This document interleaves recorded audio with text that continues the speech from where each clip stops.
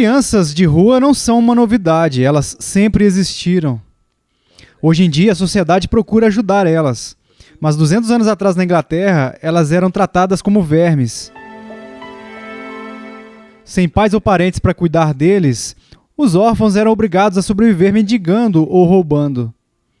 Eles não tinham a quem recorrer, eles viviam e morriam na sarjeta. Você, garoto!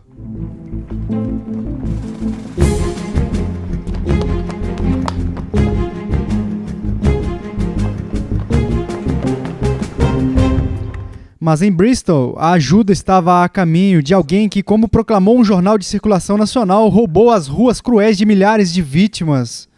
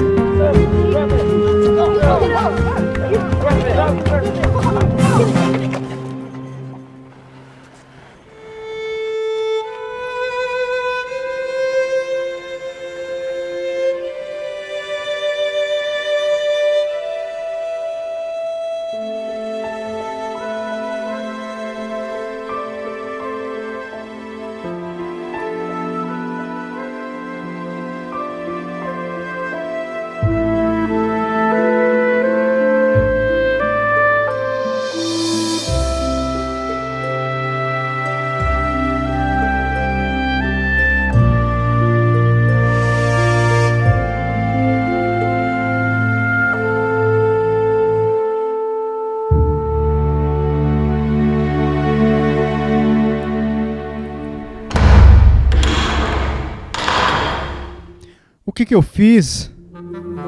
Meu pai vai me matar. George Miller viveu a vida de um playboy, passando seu tempo bebendo, jogando ou indo atrás de mulheres. Mas o seu amor pelas mulheres e o estilo de vida exigia dinheiro, e ele sabia como obtê-lo.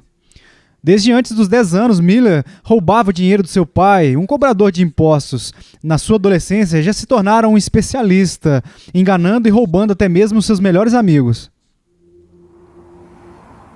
Anos depois, nos povoados dessa região, Miller viveu, como admitiu mais tarde, com muito pecado. E geralmente tinha alguma jovem envolvida. Eventualmente, depois de ter gastado todo o seu dinheiro, ele veio aqui para Wolfenbüttel. Sem condições de pagar um senhorio nervoso, Miller foi preso. E é aqui que eles o trouxeram. Ainda é uma prisão de alta segurança com 400 celas. Quando passaram Miller por essas portas, a prisão era muito menor, embora os prisioneiros não fossem menos perigosos. Agora, trancado com ladrões e assassinos, ele tinha muito tempo para refletir sobre a miséria que causou. Depois de quase um mês, o seu pai enviou dinheiro para pagar a sua dívida e ele foi liberado. Mas a experiência fez pouco para mudar a sua conduta. Nem mesmo a ira do seu pai, estritamente religioso, que lhe deu uma grande surra, teve o poder de mudá-lo. A vida de Miller começou aqui na pequena aldeia de Kroppenstedt, e que costumava ser chamada de o Reino da Prússia.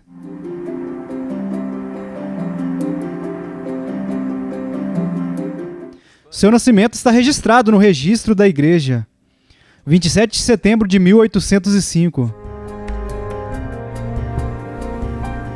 Esta é a casa onde George Miller nasceu.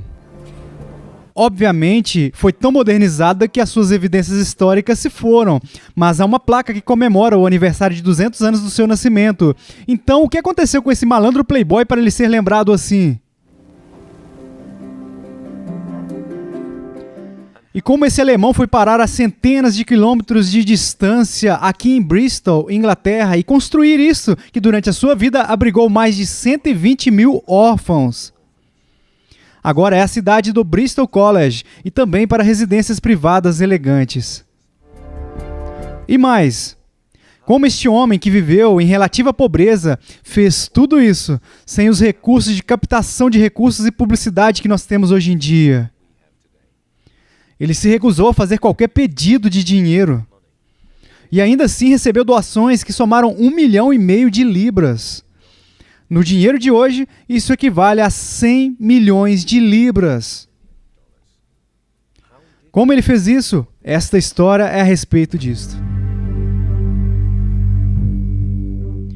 Assim como na Grã-Bretanha, a sociedade alemã no século XIX tinha a igreja em alta estima. Era um lugar para ter notoriedade. Uma carreira na igreja era um emprego superior, com grandes perspectivas de pensão e de status. Algo que John F. Miller desejava desesperadamente para seu filho George. Foi necessária uma formação rigorosa e cara, e nenhum lugar foi melhor do que a universidade aqui em Halle. Hoje é conhecida como a Universidade Martinho Lutero. Quando Miller chegou aqui, amadureceu um pouco e queria desesperadamente uma nova forma de vida e iniciar um tipo de vida melhor, principalmente para agradar ao seu pai que estava pagando a conta. Mas a universidade estava cheia de distrações e oportunidades, nem todas honoráveis. Seus golpes para ganhar dinheiro continuaram e o sol ainda não tinha se posto em seus dias de playboy. Mas tudo isso estava prestes a mudar. Na universidade havia um jovem chamado Christoph Leopold Frederick Beta. Ele era um jovem tranquilo e Miller gostou dele instantaneamente. Miller esperava que ele pudesse ajudá-lo a mudar de vida, algo que no seu coração ele desejava desesperadamente. Beta também era cristão, cuja fé se esvaziou um pouco. E secretamente ele esperava que o mundanismo de Miller caísse sobre ele. A fé de Beda foi reavivada e ele começou a assistir às reuniões a cada noite, sábado, na casa de John Wagner, um empresário cristão que viveu aqui em Kleine Steinstrasse. Uma noite, Miller perguntou se podia ir com ele. Beda inicialmente recusou. Miller ainda era muito playboy, mas por dentro se sentia vazio e miserável. Beda o levou relutantemente. Ele tinha certeza que Miller iria odiar. O que ele iria pensar sobre a oração, os louvores, a leitura da Bíblia e a leitura de um sermão? George Miller, bem-vindo, sente-se.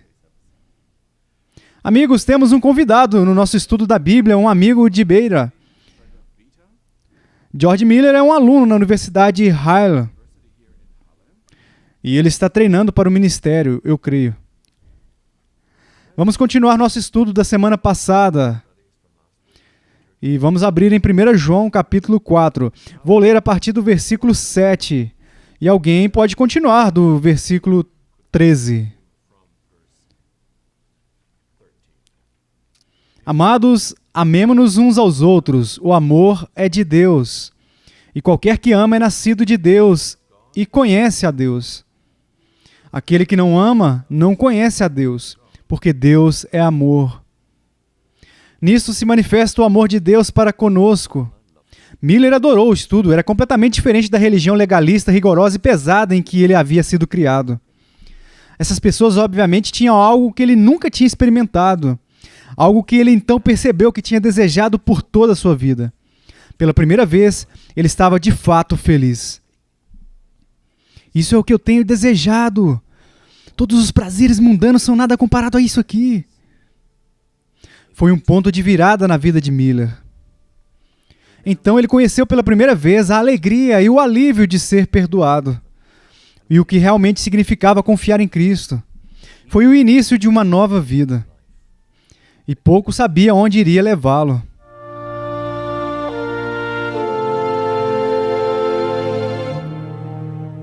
Miller queria compartilhar a sua experiência de mudança de vida no seu coração. Naturalmente, queria trabalhar como missionário. Mas para o seu pai, John Frederick, isso foi uma decepção amarga, contra os planos de ser cuidado por seu filho clérigo. Como resultado, ele sentiu que não poderia deixar o seu pai pagar as despesas da faculdade ou os seus custos de vida, mas tinha mais 2 anos à frente e ele não tinha nenhum centavo. Foi uma situação que ele conheceu bem nos anos seguintes. E a solução foi uma amostra do que ele experimentou várias vezes. Deus providenciou. Não houve milagre nem luz do céu, mas Deus deu-lhe a oportunidade de ensinar alemão para americanos que pagavam um tanto bem.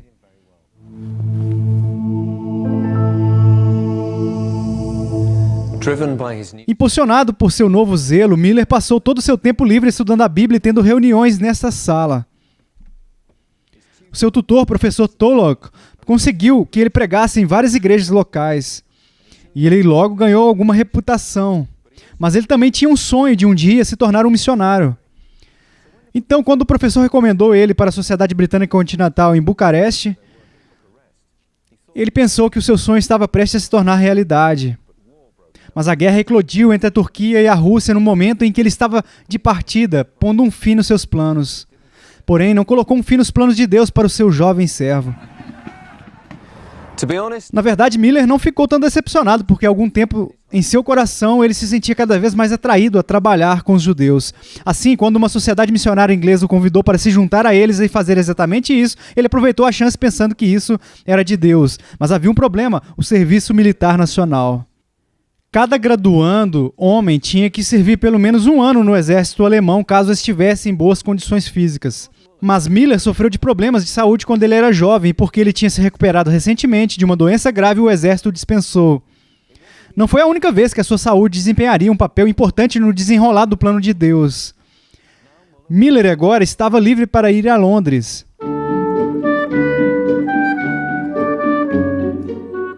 Em 1829, Londres era a cidade mais desenvolvida do mundo. Quando Miller chegou lá, a era georgiana estava terminando com a morte do rei George IV. Uma nova era de descoberta científica e construção do império, que logo começou debaixo do reinado de alguém ainda uma adolescente, a princesa Victoria. Miller fez a sua nova casa em Hackney, no coração de Londres. Encheu seus dias aprendendo hebraico e outras coisas, e as noites se reunindo com colegas alemães e os judeus que ele veio a servir. Não demorou muito antes de desmaiar de cansaço intenso. Seus amigos o aconselharam a descansar da fumaça e da poluição de Londres. A relativa tranquilidade do oeste do país parecia o lugar ideal, com a brisa do mar, a foz do rio e as colinas. Mais uma vez, através da doença, Deus estava dirigindo os passos do jovem Miller, porque o que aconteceu aqui deu forma ao resto de sua vida. Miller encontrou sua alma gêmea, um pastor escocês da Capela Batista perto de Sheldon.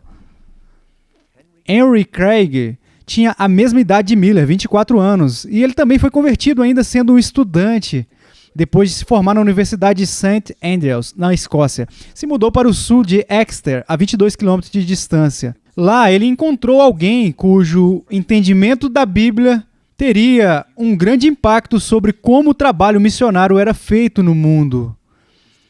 E estava prestes a mudar a vida de Miller. Me conte sobre esse amigo dentista seu, este Anthony Norris Groves. Eu nunca conheci ninguém como ele ou a sua esposa Mary. São os únicos crentes que conheci que realmente seguem as ordens de Jesus Cristo de vender o que tens e dar aos pobres. Na verdade, recentemente eles deram uma herança enorme para aqueles que estão envolvidos no trabalho missionário e abriram mão do seu lucrativo trabalho de dentista para ir a Bagdá, na Pérsia, e foram sem nenhum apoio financeiro. Eles acreditam que Deus vai satisfazer todas as suas necessidades com oração, como ele prometeu nas Escrituras. Eu gostaria de conhecê-los e discutir essas coisas. Estou fascinado com a ideia de ser mais aventureiro na confiança em Deus. Miller voltou para Londres um homem diferente, um homem de visão e paixão, inflamado sobre a experiência de viver pela fé. Mas as suas novas convicções não caíram muito bem para o conselho de missões trazido para a Inglaterra. Então, por consentimento mútuo, se separaram. Mais uma vez, Miller foi para o oeste. Henry Craig pediu ele para pregar na sua igreja aqui em Sheldon. Bem, as pessoas do local o amaram, tanto que pediram ele para ser o ministro deles na Capela Ebenezer, aqui em Timoth. Ele concordou com uma condição, que ele seria livre para pregar onde e quando Deus o chamasse. A congregação concordou com isso. Então Miller se tornou conhecido não apenas localmente, mas na maior parte de Devon, e a sua influência como um pregador eficiente cresceu. Mas também havia outra influência que atraiu Miller para o Exeter várias vezes. Desta vez foi uma jovem. Mary Groves, a irmã de Anthony Norris Groves, cujos escritos tocaram tanto a Miller. Ele estava loucamente apaixonado.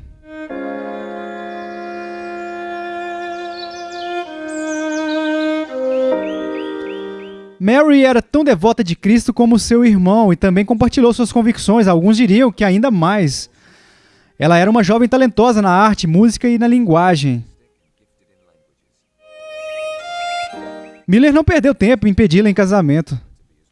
E em 3 meses eles se casaram e se estabeleceram em Sheldon, enquanto trabalharam juntos na igreja do outro lado do rio.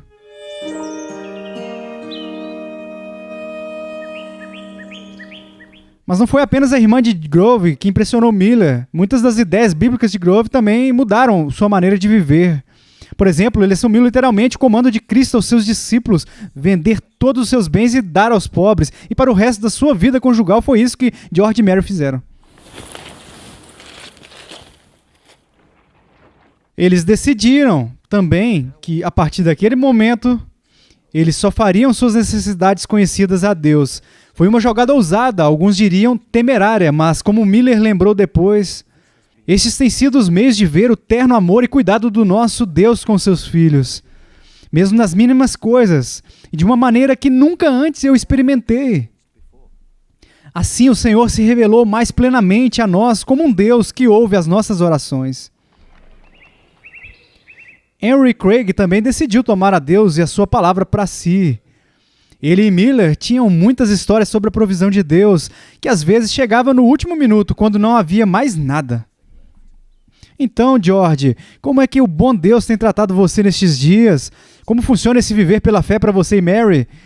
É incrível como Deus cuida de nós. Por exemplo, algumas semanas, Mary e eu tínhamos apenas 8 shillings, então nós oramos para que chegasse algum dinheiro. Mais tarde nós fomos visitar uma das nossas congregadoras e ela me perguntou sem rodeios: você precisa de dinheiro? Bem, eu fui tentado, mas mantive o acordo com o Senhor. E lhe disse que eu só dizia para Deus sobre as nossas necessidades. Então ela insistiu e disse que perguntou ao Senhor o que ela poderia fazer por ele. E ele a levou a dar-me algum dinheiro. Então no sábado o sentimento voltou a ela com mais força.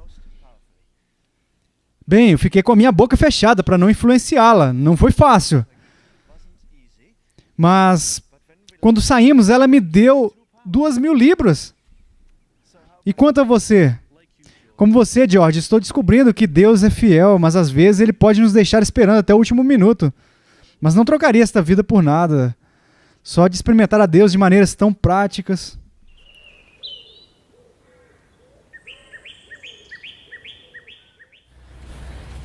Após 2 anos, Miller estava inquieto. Ele tinha uma sensação crescente que o seu tempo aqui em Timóteo tinha se acabado. Uma crescente sensação de que o tempo de Deus para ele era de prosseguir. Mais uma vez, Henry Craig foi importante para o próximo passo de fé de Miller. Craig havia começado um novo trabalho e quando convidou Miller para se juntar a ele, Miller sabia que era hora de partir. Se Timóteo foi a gênese onde Miller desenvolveu seus músculos da fé, Bristol foi a cena onde efetivamente os exercitou. E de forma tão eficaz que não só Bristol seria surpreendida, mas o mundo inteiro conheceria a sua reputação. Em 1832, Bristol já estava surpresa com o esquema ousado de Isenburg, Kingdom, Brunel, para construir uma ponte sobre o rio Avon. Quando George Miller chegou a Bristol, sua construção ficou parada por falta de fundos e não foi concluída por mais de 30 anos. Os dias de glória de Bristol como um dos principais portos do país se foram. O comércio escravo britânico foi afetado pela campanha do abolicionista William Wilberforce e, portanto, foi cortada uma importante fonte de renda para Bristol. A própria cidade, enquanto um porto, foi perdendo terreno para portos mais acessíveis, como Liverpool. No entanto, Brunel, em breve, teria ligação ferroviária com a capital e seu estaleiro naval, que manteria Bristol na supremacia das cidades britânicas. Olá, senhoras. Obrigado por vir. Para o Henry Craig, a chegada de Miller foi o fardo de um ministério já ocupado. Para as pessoas de Bristol, o sotaque escocês e o alemão era uma novidade. Muitos chegaram para a capela para ouvir pregações só por curiosidade e saíam tendo sido apresentadas com as declarações de Jesus Cristo. 2 anos após a sua chegada, Miller e Craig, eles fundaram a Instituição do Conhecimento das Escrituras com 4 objetivos: distribuir as Escrituras, dar apoio e suporte aos missionários em todo o mundo e fundar dar início às escolas dominicais e diurnas para crianças e adultos e permitir a participação dos filhos dos pobres. Isso continua até os dias de hoje. O frio úmido e as condições insalubres da Grã-Bretanha pré-vitoriana deixaram as crianças altamente vulneráveis a doenças como pneumonia, tuberculose e cólera. Sem antibióticos ou penicilina, elas quase sempre morriam. Para os pobres, a vida era especialmente difícil, não só pelas condições físicas, mas pela atitude da sociedade, em particular sua atitude para com as crianças da rua. Quando Miller chegou em Bristol, foi movido pela difícil condição dos órfãos. Eles estavam sempre chegando à sua porta. Eles não tinham para onde ir e ninguém para cuidar deles. Assim viviam na rua mendigando e roubando para sobreviver.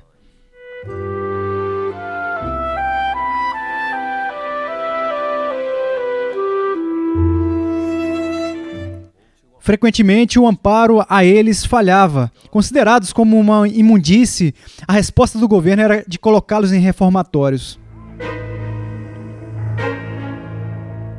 Eram lugares infernais comandados por grileiros de dinheiro sem coração. Não havia escapatória. As crianças tornavam-se prisioneiras forçadas a viver com adultos violentos e doentes mentais. Poucos sabiam das atrocidades terríveis que estavam enfrentando, mas um homem em particular começou a enfatizar este mal através dos seus artigos do jornal. As histórias comoventes do órfão Oliver Twist de Charles Dickens despertou a consciência de uma nação indiferente. Mas a consciência de George Miller já tinha sido despertada. Uma semente plantada anos atrás, quando era um estudante, germinou e começou a crescer. Por 2 meses, Miller usou o alojamento gratuito para estudantes pobres de teologia aqui no orfanato. Quando foi construído 100 anos antes do nascimento de Miller, esse edifício de 5 andares era o maior da Alemanha. E era quase uma cidade pequena dentro de Halle. Tinha seu próprio hospital, laboratório, escola, gráfica e alojamento para idosos, viúvas e órfãos. Era a visão de August Hermann Franker, professor de divindade da universidade. Esse lugar acolheu mais de 2.000 órfãos, com uma centena de professores que lhes deram uma boa educação e os treinou em diversas áreas para serem bem preparados para a vida adulta. Quando Miller viu como esse lugar era conduzido e os princípios religiosos de Franker, ele foi profundamente afetado, sobretudo quando ele descobriu que Franker fez tudo isso na dependência de Deus. Na Grã-Bretanha, a ideia de casas especiais para órfãos era revolucionária. Passariam 30 anos antes que Thomas Bernardo abriria os seus abrigos, com os abrigos da Igreja da Inglaterra e depois do Abrigo Nacional da Criança. Mas em 1835 havia apenas algumas casas de órfãos em toda a Inglaterra e País de Gales. Todas estavam em Londres, no próspero Sudeste. Todas cobravam taxas e só aceitavam órfãos de famílias de classe média trabalhadoras. Os órfãos de pais da classe trabalhadora tinham que morar com os parentes, que tinham que alimentar os seus próprios filhos ou eram levados para os reformatórios. Ou pior, deixados para se defender sozinhos nas ruas, onde nos gelados meses de inverno eles nem sequer tinham o abrigo do reformatório. Sua condição se tornou o maior problema social que preocupava profundamente Miller, especialmente quando não havia nada em Bristol para ajudá-los. Ele não podia ignorar a necessidade ao redor dele, e foi assim que ele se lembrou dos orfanatos do professor Franker aqui na Alemanha. A visão de Miller começou a tomar forma. Quarta-feira, tomei chá na casa de um amigo onde encontrei uma biografia do professor Franker. Eles pensaram bastante por tempo atrás sobre este trabalho de uma forma parecida, embora numa escala muito menor. Não para imitar Franker, mas na confiança do Senhor.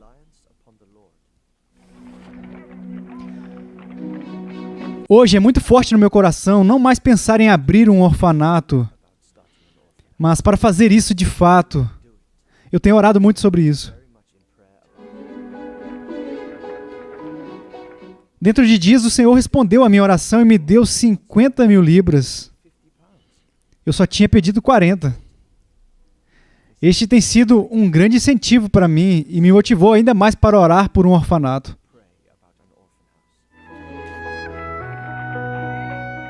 Mais uma vez, ontem e hoje eu orei muito pelo orfanato.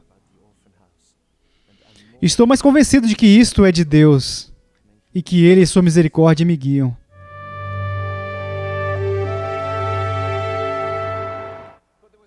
Mas havia algo mais que foi corroendo George Miller.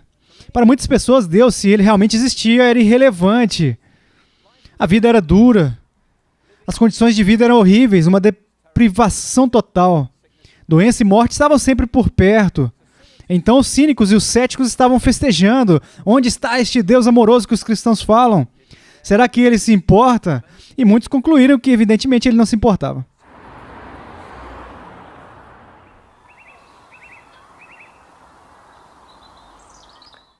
E para aqueles que acreditavam, ter fé significava um pouco mais do que ir à igreja no domingo. Poucas pessoas experimentaram o trabalho de Deus nas suas vidas e, portanto, viviam num perpétuo estado de ansiedade e preocupação. A promessa de Cristo aos seus seguidores de uma perfeita paz que excede todo o entendimento não era a experiência delas. Muitos tinham um medo mórbido de acabar em um reformatório, a resposta do Estado aos necessitados. E se algo motivou George Miller foi isso. Agora, se eu, um pobre homem, puder organizar e conduzir um orfanato, sem pedir dinheiro ou suprimentos para ninguém, mas fazer isso simplesmente pela oração e pela fé, isso seria algo que, com a bênção do Senhor, poderia incentivar e fortalecer a fé dos filhos de Deus. Também seria um poderoso testemunho para os não convertidos conhecerem a realidade de Deus.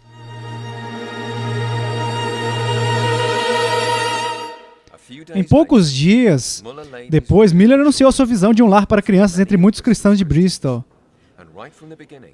E desde o início deixou claro que os princípios bíblicos em que ele queria trabalhar, os mesmos que Anthony Norris Groves escreveu há uma década, e os mesmos que Miller e sua esposa Mary tinham praticado por 5 anos. E não podemos, como povo de Deus, passar para o outro lado, fingindo não ver todas as dificuldades dos nossos órfãos. Meus amigos, eu não posso me classificar como um seguidor do Senhor Jesus e não fazer algo para ajudar essas crianças que não têm um lar e nem conhecem o calor de um abraço da família. É por isso que eu convoquei esta reunião aqui hoje, para compartilhar com vocês o que eu creio que Deus me chamou para fazer desde que vim para Bristol. Pretendo, com a sua ajuda e favor, abrir uma casa para crianças, onde os seus filhos da rua podem encontrar refúgio, abrigo e amor. Será aberto somente para aqueles que perderam ambos os pais.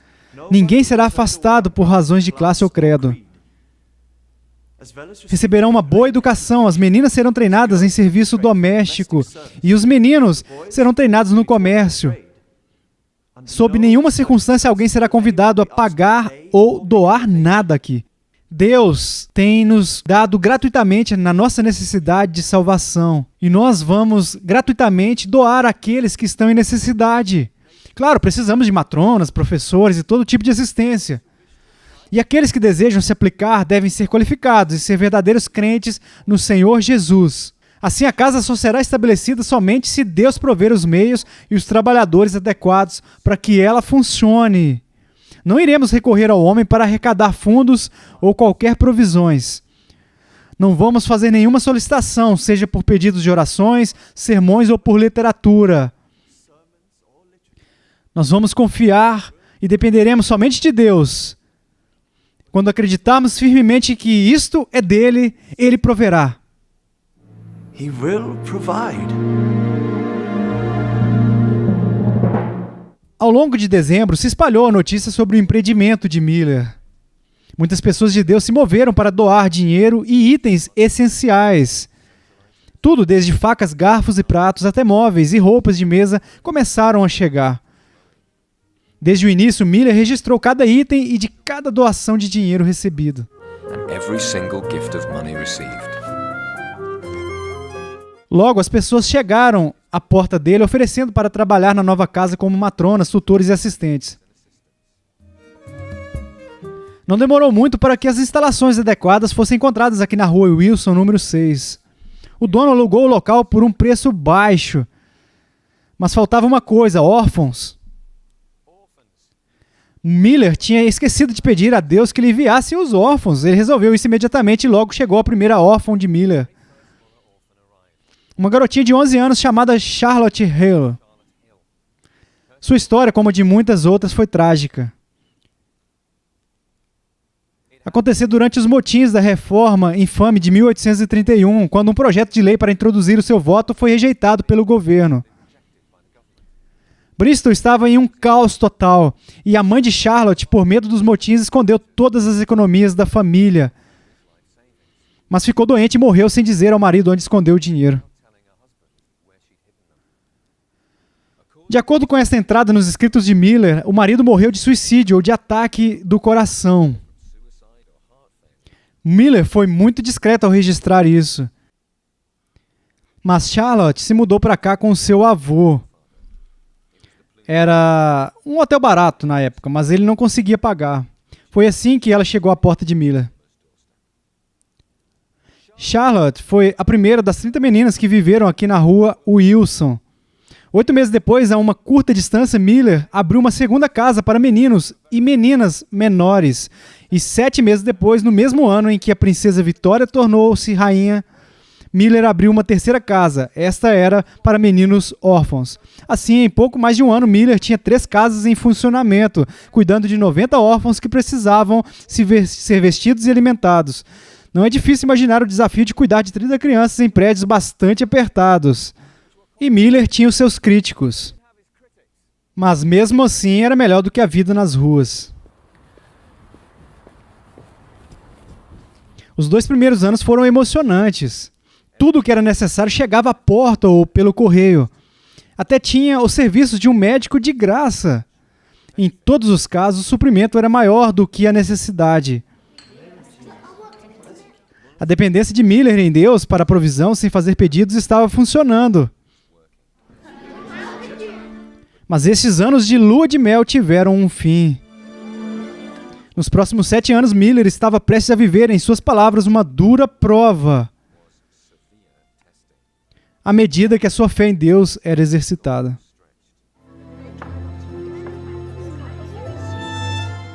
Não era raro ter a mesa posta, as crianças sentadas à espera de comida e não haver nada. Até que na última hora alguém batia a porta e a provisão chegava a tempo. Provisions would arrive just in time. Eu tive que trazer estes poucos pães, Sr. Miller. Ontem à noite eu não conseguia dormir. Parecia que o próprio Senhor me dizia para eu me levantar e fazer os pães para os órfãos. Então eu me levantei às 2 horas da manhã e aqui estão, Senhor. Sem dúvida alguém está cuidando de você. O que você faz aqui é muito nobre, realmente muito nobre, Senhor. Louvado seja o Senhor, muito obrigado. Deus te abençoe. No outono de 1841, quando isso vinha acontecendo há alguns meses, Miller fez algo que nunca tinha feito antes. Talvez tenha sido o peso da responsabilidade sobre ele, ou a constante incerteza de que a provisão chegaria a tempo. Mas Miller rompeu com a sua tradição e compartilhou com a equipe a realidade da sua situação. Pela primeira vez, viram Miller como alguém tão vulnerável e tentado a duvidar como eles. Eu sei que a nossa situação nos dá motivo para preocupação, mas não devemos dar lugar à dúvida e à ansiedade. Nos últimos anos temos visto como Deus tem sido fiel. E agora, eu creio, Ele espera ver a nossa confiança nele nessas provas da nossa fé. In these trials of our faith, Mas por enquanto, não comprem nada que nós não possamos pagar. Da mesma forma que as crianças não fiquem sem sua comida ou roupas, então vocês retornarão para os seus postos. Procurem itens que não precisam e organizem-se para vendê-los. E agora vamos orar. Nosso Senhor e Pai Celestial, obrigado pela bondade conosco, pelas formas maravilhosas em que o Senhor supre todas as nossas necessidades. Agora, Pai, nos dirigimos a Ti novamente E pedimos que nos ajude a permanecer firmes na nossa fé e nos ajude a confiar que Tu proverás o que nós precisamos para cuidar dos nossos filhos. Amém. Amen. Senhor Miller, não é justo eu pedir a Deus para prover, se eu não estou disposta a dar tudo o que posso. Aqui estão 16 shillings. É tudo o que eu tenho, mas eu dou com alegria. Minha querida Emily, durante esses anos de provas, muitos dos próprios funcionários deram dinheiro ou venderam objetos que não precisavam, doando o dinheiro das vendas. Alguns criticaram Miller, considerando que isso era um fracasso dos princípios em que ele dirigiu os abrigos.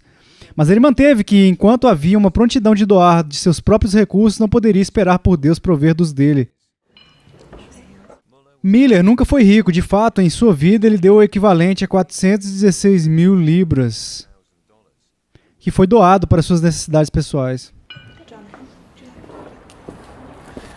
A fé de Miller nunca foi quebrada. E nenhuma vez as crianças ficaram sem comida, como Miller escreveu em seu diário.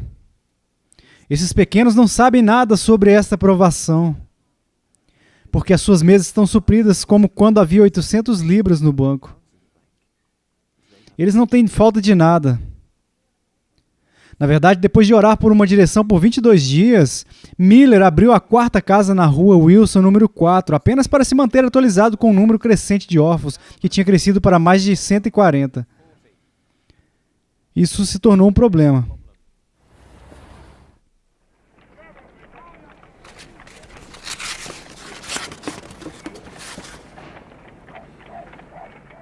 Caro Sr. Miller, é com grande relutância que eu e a metade dos meus vizinhos fazemos nota de que ainda estamos incomodados com seus orfanatos. O barulho e o incômodo têm aumentado.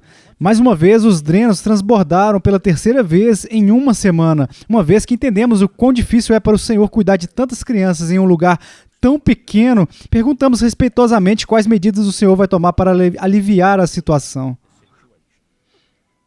Miller orou e chegou à conclusão de que era hora de se mudar. Não só por causa dos vizinhos, o trabalho também precisava de se expandir para atender o número crescente de órfãos desabrigados. Com a sua fé duramente posta à prova, estava convencido de que Deus o estava chamando para dar um passo de fé ainda maior. Mas como ele foi convencido? Como ele sabia que era isso que Deus queria? Bem, para George Miller, a oração e o estudo da palavra de Deus foram a chave para entender a vontade de Deus. Uma vez que ele sabia disso, era apenas uma questão de confiar que ele resolveria isso da sua própria maneira e no seu próprio tempo. Miller acreditava de todo o coração que Deus responde às orações do seu povo, não como uma recompensa por ser bom ou sincero, mas porque acreditavam em seu Filho Jesus Cristo. Todos os dias ele passava horas orando e lendo a Bíblia. Esta era a sua prioridade número 1. Às vezes, orou e estudou assim por dias, derramando seu coração em adoração e louvor. Muitas vezes apenas ouvindo, e continuava assim até ouvir Deus falar no fundo do seu coração. Foram 5 semanas até ele saber com certeza que Deus o chamava, não para procurar novos locais, mas para construí-los. Um arquiteto ouviu falar sobre os planos de Miller e ofereceu seu serviço gratuitamente, mas ainda assim seria muito caro. 10.000 libras equivaliam a $500 mil de moeda atual. Em uma semana, 1/10 do valor foi dado em uma única doação, a maior que ele já tinha recebido. Mas onde ele iria construir? Na época, houve muita especulação. Novos edifícios eram construídos em todo Bristol e a terra era um prêmio. Soa familiar. Mas houve a possibilidade de um terreno um pouco mais longe, então Miller foi vê-lo e imediatamente soube que seria ideal. Aqui em Ashley Down, 7 hectares de ar fresco e espaço, não muito longe do centro da cidade. O proprietário do terreno, que tinha ouvido os planos de Miller, estava disposto a vender suas terras por 200 libras por hectare, mas depois de noite sem dormir concordou em vender a Miller por 120 por hectare. Mais uma vez, Miller viu a mão de Deus provendo. Hoje, como naquela época, quem compra um terreno e inicia esse tipo de projeto, pede um empréstimo bancário. Não Miller. Ele se recusou a iniciar qualquer trabalho até que tivesse disponível todo o dinheiro para o projeto. Mas em alguns casos isso não poderia ter acontecido em um pior momento. A economia do país estava caindo. Rumores de falência de companhias ferroviárias causou o colapso do mercado, o que aumentou a inflação. Os preços dos produtos mais básicos subiram. O preço do pão, arroz e aveia dobrou. Batata se tornou um luxo. Para Miller, esta foi mais uma oportunidade para demonstrar a fidelidade de Deus. Então, 2 anos e meio depois de receber a primeira doação, todos os fundos estavam disponíveis e a construção começou. 2 anos mais tarde, em junho de 1849, o novo orfanato abriu suas portas para 300 crianças.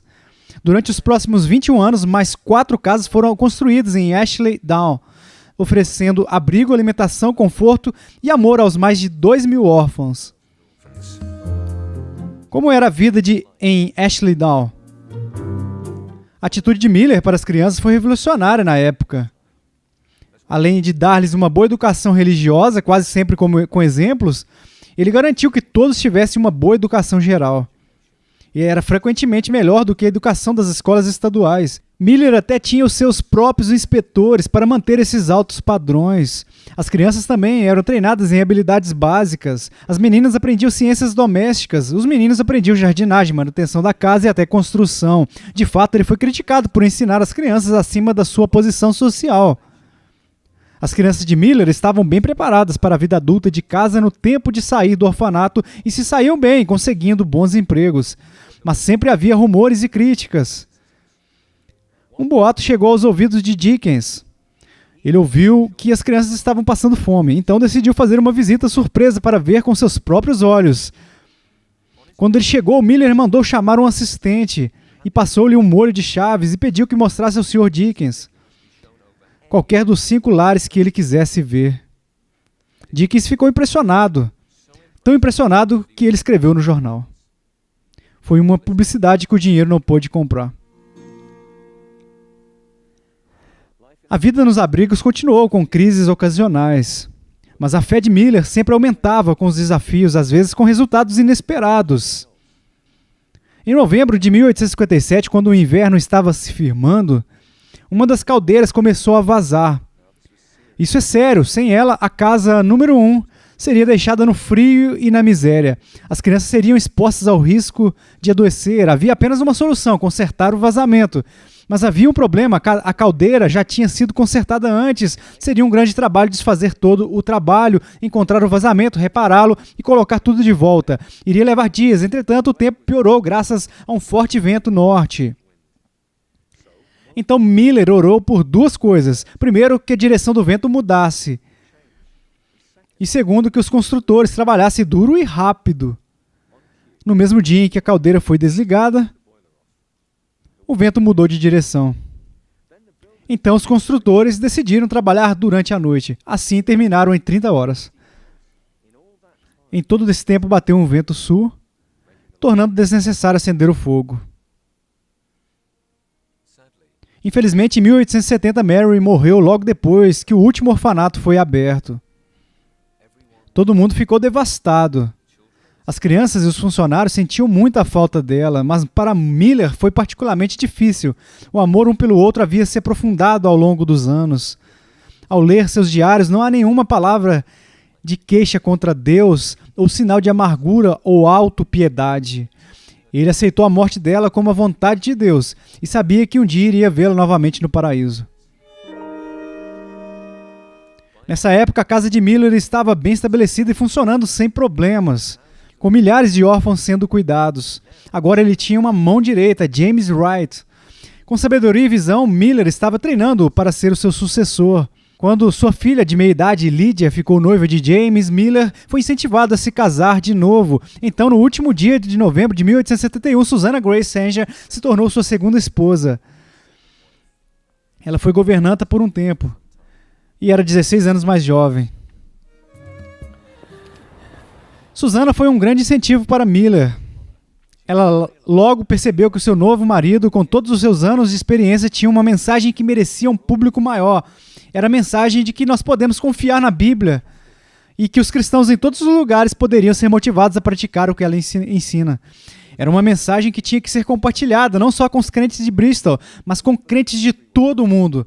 Miller também tinha outra paixão, que os cristãos deixassem de lado as suas pequenas diferenças de denominação e entrassem em uma comunhão verdadeira. Foi um apelo que precisava ser ouvido não só aqui, mas além dos mares, bem longe. E agora eles poderiam fazer isso.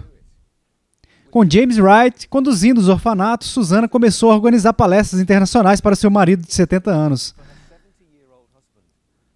Em algumas dessas aventuras pelo mundo, eles viram Deus agindo de maneiras surpreendentes.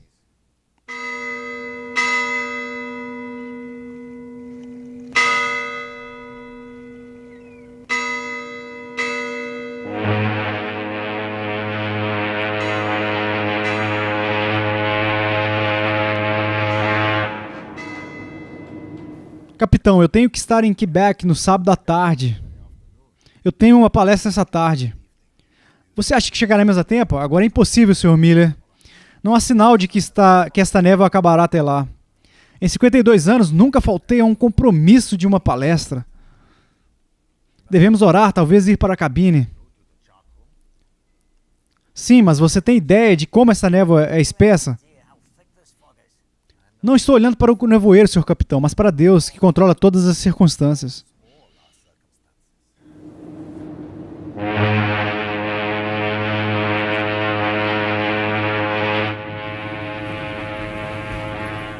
Você é um homem de oração, capitão? Sim, mas não acredito em milagres. Podemos ficar presos por vários dias. Prossiga, Sr. Miller. Então vamos orar. O Senhor, nosso Deus, nós te agradecemos por que comandas o vento, as ondas e até mesmo este nevoeiro. Nos alegramos que o nosso tempo e as circunstâncias estão nas tuas mãos. Agora, Pai, no nome glorioso do nosso Salvador, eu peço que o Senhor torne possível chegarmos a Quebec até no sábado à tarde. Que o seu nome seja glorificado. Amém. Ó Deus, se for da tua vontade. Não ore, capitão, você não acredita que Deus responderá. Mas eu sei que ele já respondeu. Venha, Senhor, vamos ver o que Deus fez.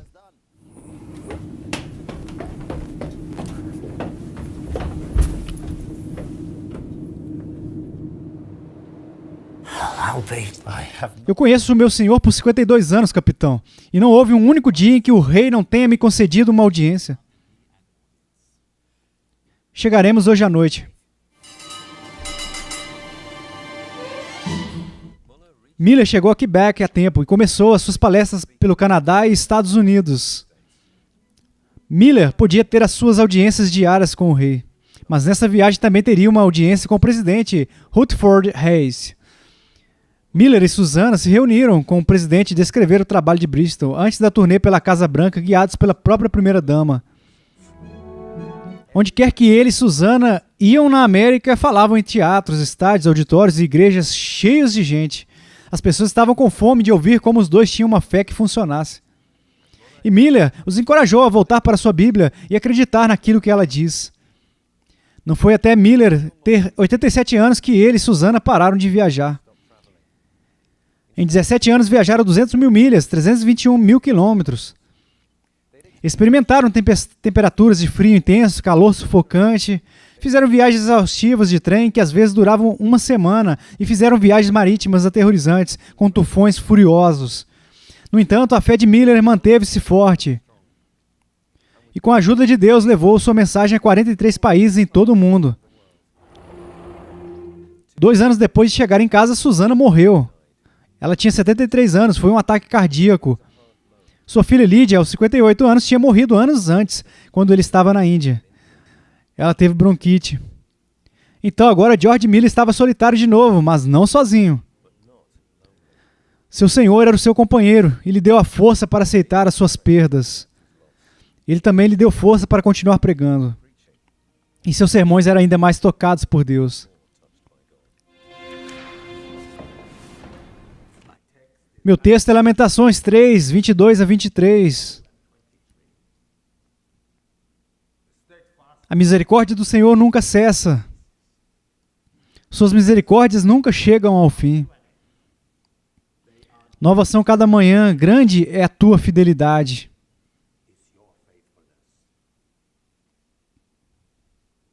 Enquanto tudo muda aqui na terra, Jesus, nosso amigo, é o mesmo.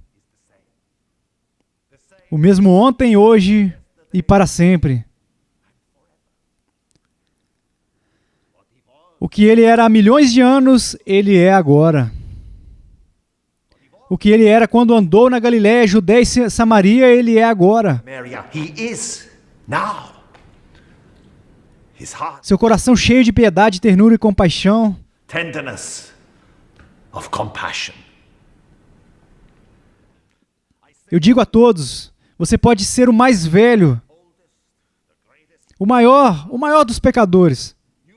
Você pode ter pecado repetidas vezes, mas se você se voltar para Cristo agora, Ele vai te perdoar. Pois há poder no sangue de Cristo para tirar os maiores pecados. Eu sei. Conhecimento e educação não podem nos fazer felizes. Não verdadeiramente felizes. Cristo e somente Cristo traz a verdadeira felicidade. Eu conheço 7 idiomas, mas ainda iria para o inferno se não fosse pelo fato de conhecer Cristo.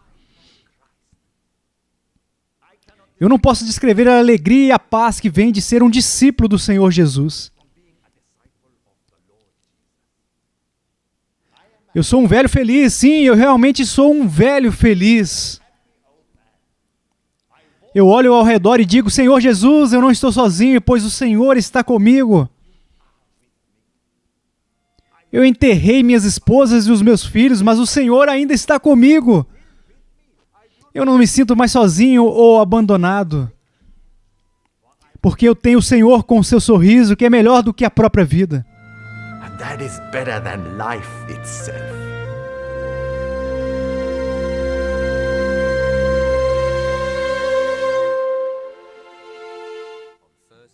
Na quinta-feira, 10 de março de 1898, Miller acordou cedo pela manhã, como fazia toda vez, por toda a sua vida.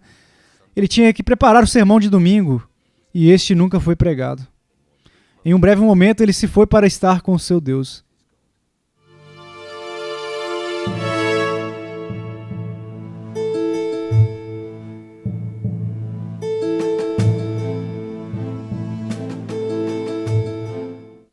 A segunda-feira seguinte foi um dia como Bristol nunca tinha visto. Empresas e fábricas fecharam, a cidade parou. Milhares de pessoas nas ruas prestando as suas últimas homenagens a um imigrante alemão que conquistou corações. E como o Britain Daily Telegraph diz, roubou as ruas cruéis de milhares de vítimas. As prisões de milhares de criminosos. Os reformatórios de milhares de esposas indefesas.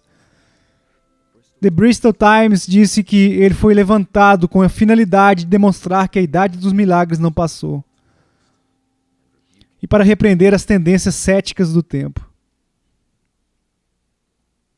Para os cínicos e céticos, tanto antes como agora, esses 5 edifícios e as milhares de vidas transformadas dizem muito de um Deus que estava lá. Talvez a maior prova de todas foi o próprio Miller.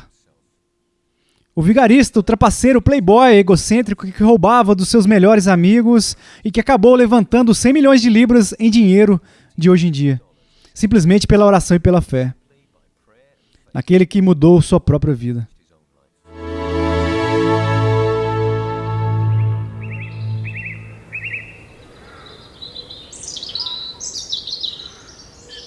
Cemitério Arnos, Vale Bristol. Primavera de 2006. Em meados dos anos 50, Miller fechou 5 edifícios em Ashley Down e abriu casas familiares menores na área de Bristol. Há aqueles que se lembram bem dos anos de infância nos abrigos de Miller. Embora todas essas memórias podem estar misturadas, uma coisa é certa, suas vidas teriam sido muito diferentes se não fosse pela fé e visão de George Miller, cujos restos mortais estão em um túmulo aqui em Bristol.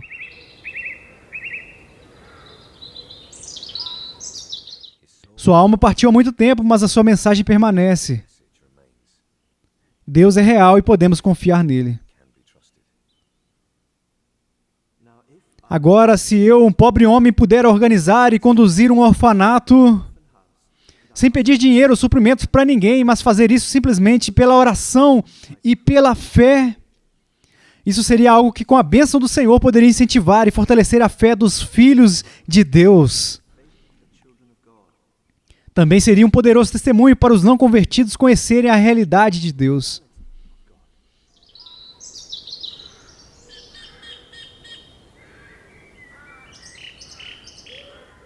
O trabalho que George Miller começou ainda está envolvido com as crianças, jovens e famílias através da parceria com as igrejas locais e também através de obreiros de apoio em todo o mundo.